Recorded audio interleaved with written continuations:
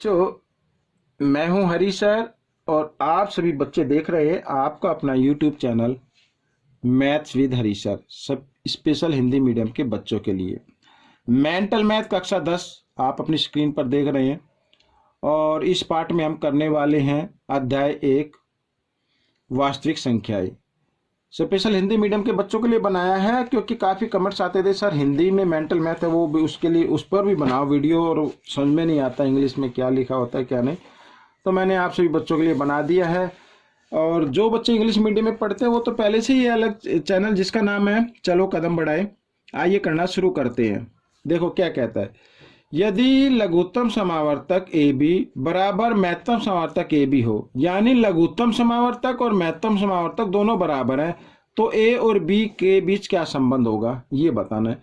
अब बच्चों आपको एक चीज याद हमेशा रखनी है कि अगर लघुत्तम समावर्तक बराबर महत्तम समावर्तक आए, ठीक है, तो इसका मतलब वो संख्या दोनों आपस में बराबर होंगी, वो संख्या दोनों आपस में बराबर होंगी। मान लीजिए हम यहाँ पर ये संख्या लेते हैं 5 और 5, ठीक है, तो इनका अगर हम लघुत्तम निकाले तो 5 आएगा और इन्हीं का अगर हम महत्तम समावर्तक निकाले तो ही 5 आएगा।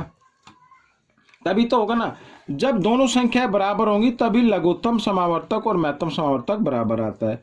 तो यहाँ तो संख्याएं दी हुई है कि ए और बी है, ठीक है ना, और इनका दोनों का लघुत्तम निकाले और फिर दोनों का महत्तम समावर्तक निकाले तो दोनों बराबर है, तो इनके बीच क्या संबंध होगा भाई, दोनों संख्या बराबर होंगी ना, तो यानी कि ए बी के बराबर होगा, यही आपका उत्तर है। ठीक है, आइए करते हैं अगला प्रश्न।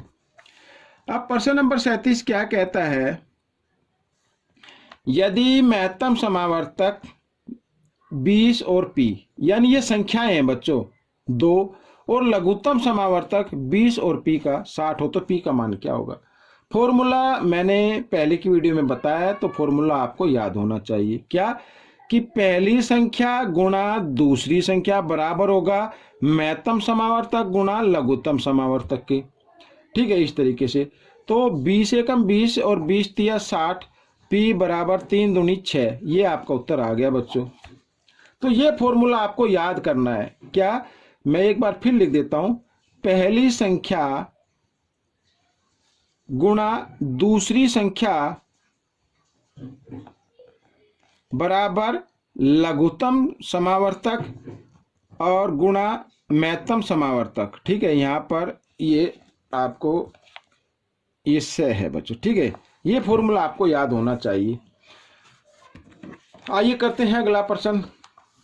आपको हर कंपटीशन में भाग लेना है और आपको अपने अध्यापक से पूछना है कि सर ये कैसे होगा, नहीं बताए तो फिर मैं हूं मेंटल मैथ का यमराज आपके सामने। अब देखो संख्या यहाँ पर लिखा है, ये संख्या, ये वाली संख्या √5 जमा √3 से कितनी बड़ी है, यानी ये संख्या बड़ी है, कितनी बड़ी है ये हमें बताना है। तो हम क्या करते हैं, थोड़ा सा डिटेल से बताऊंगा। √180 जमा √108 में से इस संख्या को घटाएंगे तभी तो पता लगेगा ना कितनी बड़ी है। समझ में आ गया भाई, घटाने से ही पता चलेगा ना कितनी ज्यादा है या कितनी बड़ी है। आइए इसके कर लेते हैं, गुणनखंड कर लेते हैं बच्चों, क्योंकि हमें रूट के अंदर अगर बड़ा नंबर है तो उसको गुणनखंड करके जिसका परफेक्ट स्क्वायर रूट निकलता है उसको बाहर लिख लेते हैं। अब 180 के अगर हम निकालें तो इस तरीके से 2 से लेते हैं, 2 नीम 18, इस तरीके से 2 से फिर ले लेते हैं, 2 चौक 8, ठीक है, और 2 पंजे 10, यहाँ पर फिर 3 से होगा, और 180 के ले रहे हैं, ये याद रखना।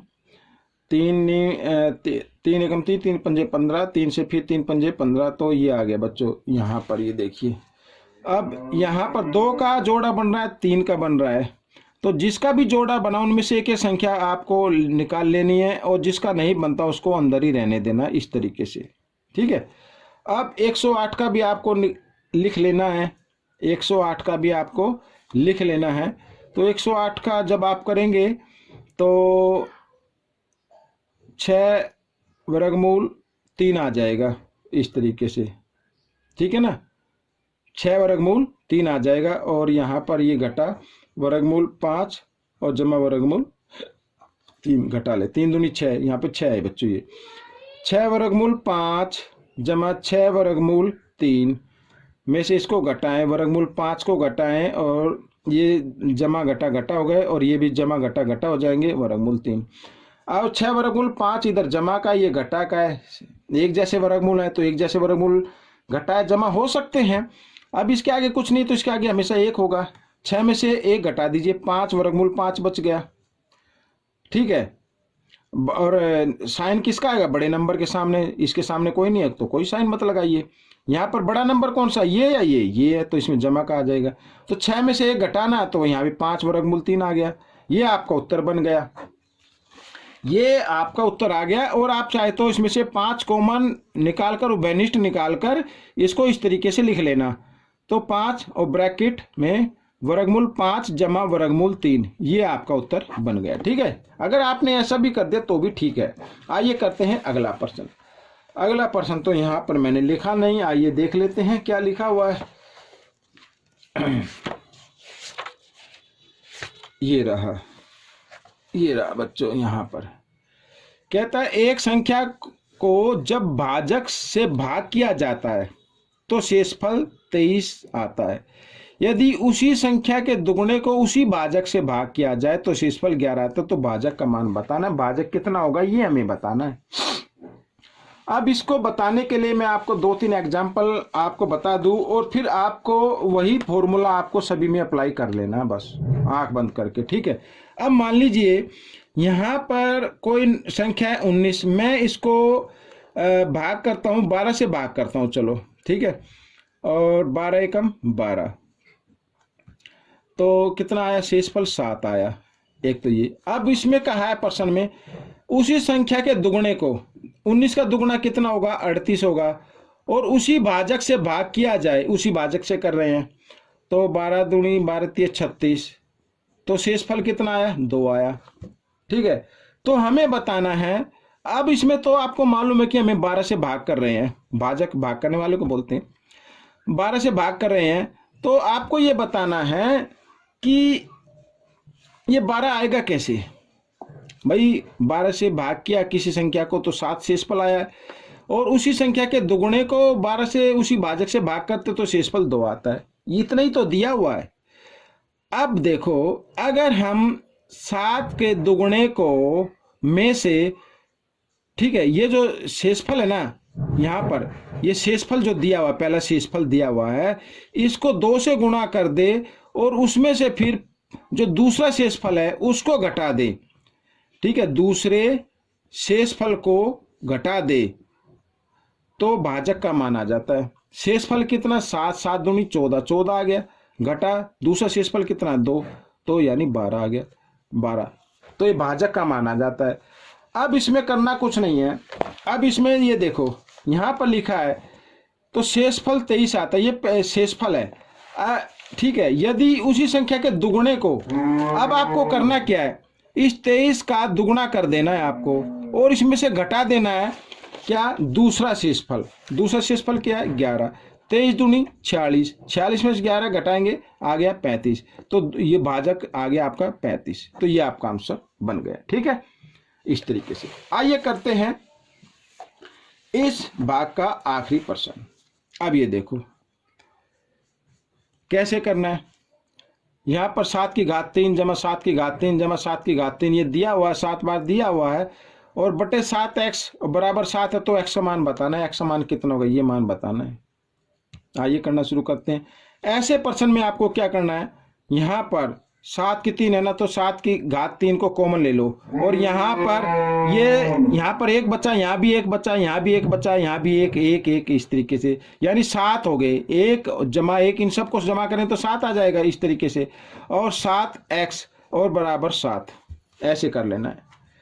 अब यहाँ पर बच्चों आपको ये देखो, यहाँ पर या तो आप यहीं से कर सकते हैं, कोई दिक्कत नहीं है, ठीक है, इधर से भी कर सकते हैं। मैं आपको बताता हूँ कैसे। इसके नीचे क्रॉस मल्टीप्लाई ना भी करे तो भी इस तरीके से मैंने आपको बताया। जब कभी भी, ठीक है ना, आधार एक जैसे हों और बीच में भाग का निशान हो तो उनकी घातें क्या हो जाती हैं बच्चों, घट जाती हैं। तो आप लिख सकते हैं 7 की घात 3 और यहाँ पर गुणा 7 की घात 1 घटा x लिख सकते हैं, बराबर 7 लिख सकते हैं। इस तरीके से कर सकते हैं ना। अब यहाँ पर बच्चों देखो, आधार एक जैसे, बीच में गुणा का निशान है, इनमें से एक आधार लेना, घातों को क्या कर देना, जमा कर देना है। तो जमा इस तरीके से ये हो गया बराबर 7। अब यहाँ पर आधार एक बराबर है, तो इसका मतलब इसकी घात कुछ नहीं, तो इसकी घात 1 मान सकते हैं। तो घातें भी क्या होंगी, बराबर होंगी। 3 और 1 4 घटा x बराबर 1, इस तरीके से लिखेंगे। अब 4 इधर जमा का है, इसको लेके आएंगे हम दाईं तरफ, तो हो जाएगा ये घटा का और 1 घटा 4 इस तरीके से। तो घटा x बराबर 4 में से 1 गया 3, और बड़े नंबर के सामने घटा का निशान, इसलिए घटा का आ जाए, घटा से घटा का निशान कट गया, तो x का मान आ गया बच्चों 3। तो ये आपका उत्तर बन गया। तो ये प्रश्न भी आपका हल हो गया, बड़ी आसानी से हल हो गया। तो बच्चों वीडियो कैसी लगी मुझे जरूर बताएं। अब मिलेंगे हम अगले भाग पर, तब तक आप प्रैक्टिस करते रहिए। धन्यवाद।